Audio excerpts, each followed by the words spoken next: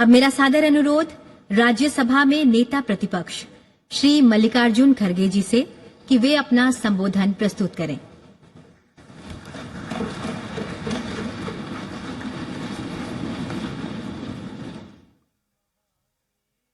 Honorable Vice President of India, Honorable Prime Minister,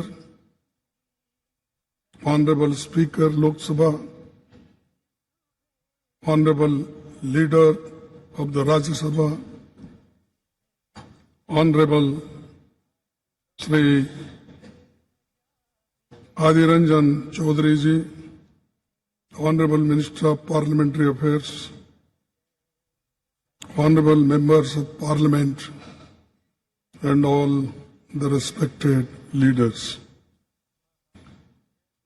We have all gathered here today to commemorate the rich legacy of the Parliament of India in this historic Central Hall.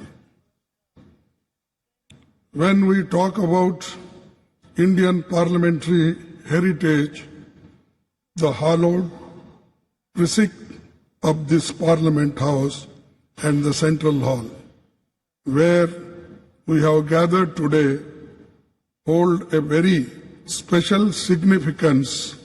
The Constitution of India is the bedrock of Indian democratic polity.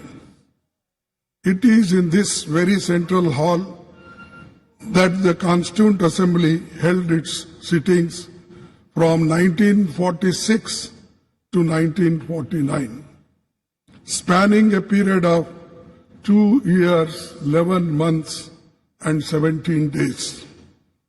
Today, we humbly recall the phenomenal contributions made by Dr. Rajendra Prasad, the first President of India, Pandit Jawaharlal Nehru ji, the first Prime Minister and architect of modern India, Sardar Vallabhbhai Patel, the first Home Minister of India, and Dr. B.R. Ambedkar, architect of Indian Constitution.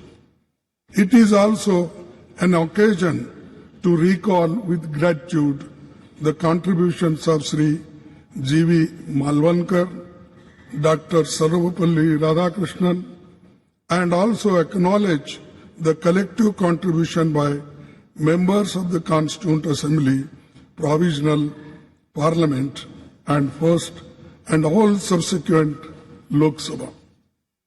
This Central Hall was witness to Pandit Nehru's tryst with destiny speech on the eve of India's independence, and yesterday the Prime Minister also mentioned this in his speech.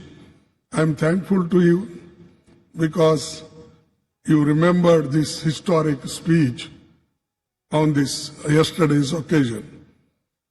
Sir, the India's independence during his speech, the Pandit Nehruji inter alia stated, which I quote, long years ago, we have made a tryst with destiny, and now the time comes when we shall redeem our pledge, not wholly or in full measures, but very substantially.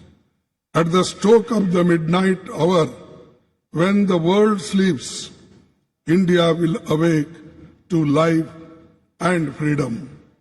A moment comes, which comes but rarely in history, when we step out from the old to new, when an age ends, and when the soul of the nation, long suppressed, finds utterances.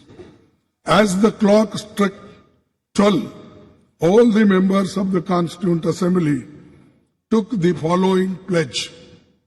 At this solemn moment, when the people of India, through suffering and sacrifices, have secured freedom, I, a member of the Constituent Assembly, do dedicate myself in all humility to the service of India and her people to the end that this ancient land attain her rightful and honored place in the world and make her full and willing contribution to the promotion of the world peace and the welfare of the mankind.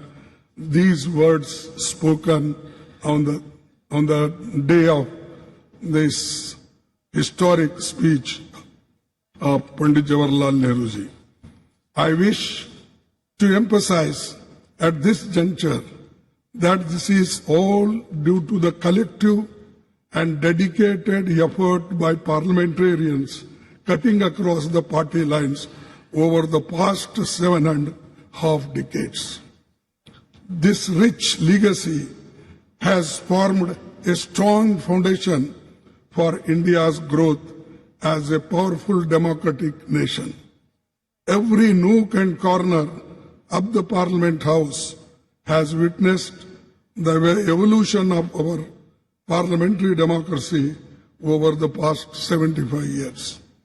As we bid adieu to the Parliament House and move to the new Parliament building today, I am overwhelmed with emotions and tinge of pathos. We would, of course, be continuing our parliamentary duties in the new Parliament building, but will miss the Parliament House. The success of the institution lies in the upholding constitutional values and ideals. The idea that institutions are sacrosanct and essential for the success is a fundamental principle in governance and development. We should commit ourselves to adhere to and preserving the constitutional values and parliamentary traditions as the country moves ahead in effectively performing parliamentary duties and in our endeavors for the growth of our nation. To build this country, forgetting our parties, political parties, we should be one to build the nation, to protect the nation, to protect the Constitution, to protect the democracy. This must be our aim. With these words and one quote I will say, no man can be grateful at the cost of his honor. No woman can be grateful at the cost of her chastity. And no nation can be grateful at the cost of its liberty. So, to protect our liberty, to protect our integrity, we must work all together. That is the only way to build the nation. Thank you. Jai Hind. बहुत बहुत धन्यवाद मान्यवर।